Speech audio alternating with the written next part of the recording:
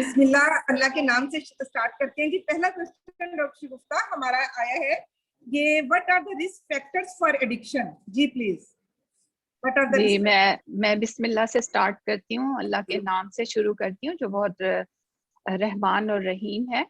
तो जो है रिस्क फैक्टर, बहुत सारे रिस्क फैक्टर हैं और मैंने कोशिश की है कि उनको 4 मेजर ग्रुप में जो है सम अप करूं और उनको बताऊं। सबसे जो बड़ा रिस्क फैक्टर है वो है जेनेटिक्स, यानी जो विरसे में आपको मिलता है आपकी जीन्स के थ्रू। उसमें बहुत जबरदस्त जो एविडेंस रिसर्च से और उससे मिला है वो ये कि जो बच्चे शराब पीने में इंडल्ज हो जाते हैं उनको ट्रेस किया गया और पता चला कि उनके वालिद जो थे वो शराब में इंडल्ज थे, चाहे वो बच्चे उनके साथ रेज हों या उनसे अलग कहीं एडॉप्टेड हो तो रेज हो। तो इसका जो है ना बहुत ज्यादा लिंक है जेनेटिक्स से।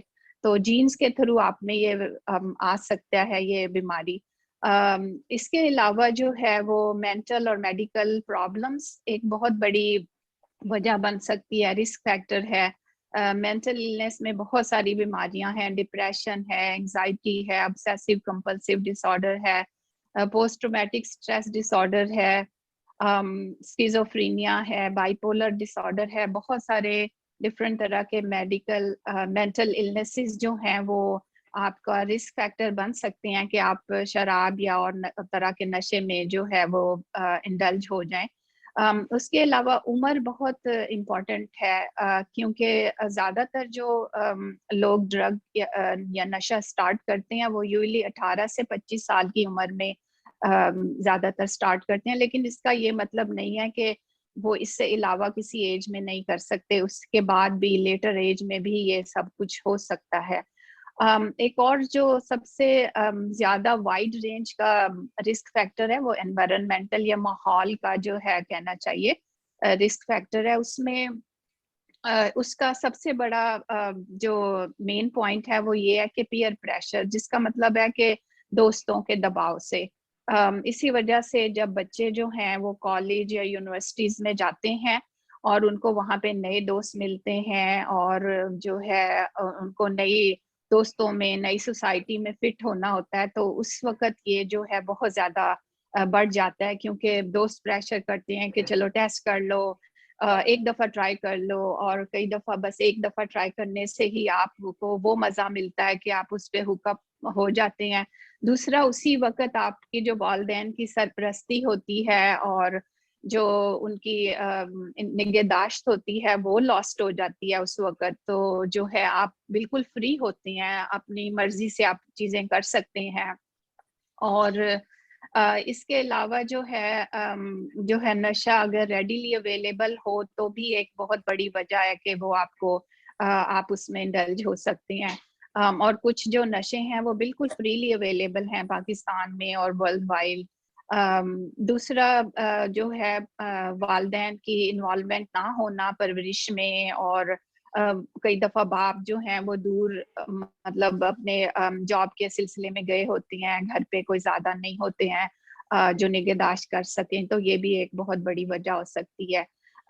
एक और जो चीज है वो ये कि तालीमी स्ट्रेस, वालिदैन जो हैं वो प्रेशर डालते हैं बच्चों के ऊपर, नहीं तुमने डॉक्टर बनना है, इंजीनियर बनना है, ये बनना है, वो बनना है।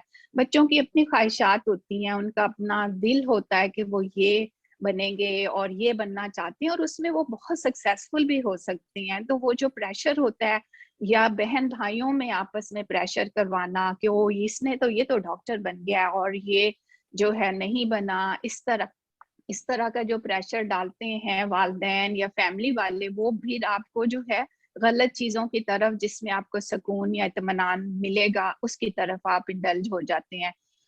कई दफा बच्चे जो है ना out of curiosity, out of like तजर्बा कर लें, जरा सा एक चख लें, जरा सा एक टेस्ट कर लें, क्या हो जाएगा एक दफा वो करने से, तो वो भी एक रिस्क फैक्टर होता है। उसके अलावा जो है पेरेंट्स की तरफ से या फैमिली वालों की तरफ से कोई निगलेक्ट हो, अब्यूज हो, और कोई फिजिकल पनिशमेंट मिलती हो, या कोई सेक्सुअल प्रॉब्लम हो जाए, मतलब कई दफा अनफॉर्चुनेटली कुछ बच्चों को सेक्सुअली मलस्ट किया जाता है या उनके साथ कोई किसी तरह की ज्यादती होती है तो उसके बाद जो है वो इस तरह की चीजों में इंडल्ज हो जाते हैं। और कई दफा मॉडर्न स्टाइल अपनाने के लिए कुछ खास तौर की सोसाइटी में आगे बढ़ने के लिए भी जो है लोग ये नशा करते हैं, क्योंकि वो चाहते हैं कि हम भी अपग्रेडेड फील हो, हमारा भी मतलब हम लोग भी एक खास तरह के ग्रुप में उठना बैठना शुरू कर दें। एक और जो बड़ी वजह है वो है बेरोजगारी, फाइनेंशियल प्रॉब्लम। उसकी वजह से लोग डिप्रेस हो जाते हैं, एंग्शियस फील करते हैं और फिर वो गलत तरफ जो है नशा की तरफ और उस तरफ चले जाते हैं। तो ये जो हैं कुछ चीजें मैं मतलब बताना चाहती थी कि ये वाली जो चीजें हैं इनकी वजह से एक शख्स का रिस्क फैक्टर बहुत ज्यादा बढ़ जाता है। और आप अगर अपने डॉक्टर को पहले से बता दें कि मेरी फैमिली में जो है नशा बहुत कॉमन है और ये कि मेरे पास कोई ऑनगोइंग मेडिकल इलनेस है जिसके लिए मैं कोई मेडिसिन रेगुलरली इस्तेमाल करता हूँ, जैसे स्लीप मेडिसिन बहुत कॉमनली इस्तेमाल होती हैं या क्रॉनिक पेन के लिए ओपियोइड्स बहुत यूज होते हैं। तो अगर आप ये पहले से बता दें तो जो है डॉक्टर उसके मुताबिक आपका इलाज कराएं और पहले से ही आपको कोई ट्रीटमेंट में और उसमें जो है मुलविस कर लें। So true. Thank you very much, Dr. Tajidi. Really, by heart, I would say कि I love the way you answered the question in detail. आपने इतनी अच्छे तरीके से elaborate किया. I just love it कि आपने कोई aspect नहीं छोड़ा. To summarize, like इसमें जो हमसे question किया था कि risk factors क्या हैं, तो डॉक्टर गुप्ता ने बहुत ही अच्छे तरीके से किया. मैं उसको थोड़ा सा सम अप करूंगी कि जी इसमें ये है कि फ्रेंड्स के साथ जो हैंग आउट्स हो रहे हैं उसमें जस्ट फॉर एक्सपीरियंस बच्चे उसको शेयर कर लेते हैं.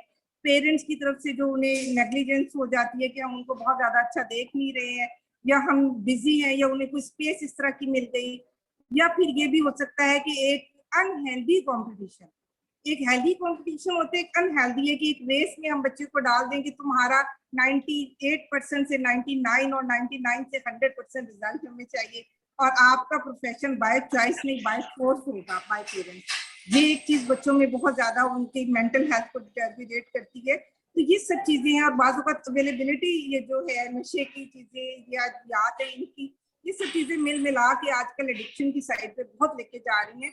अनफॉर्चुनेटली अगर हम देखें तो ड्रग एडिक्शन इस वक्त हमारे लिए एक बहुत बड़ा चैलेंज बन गई है।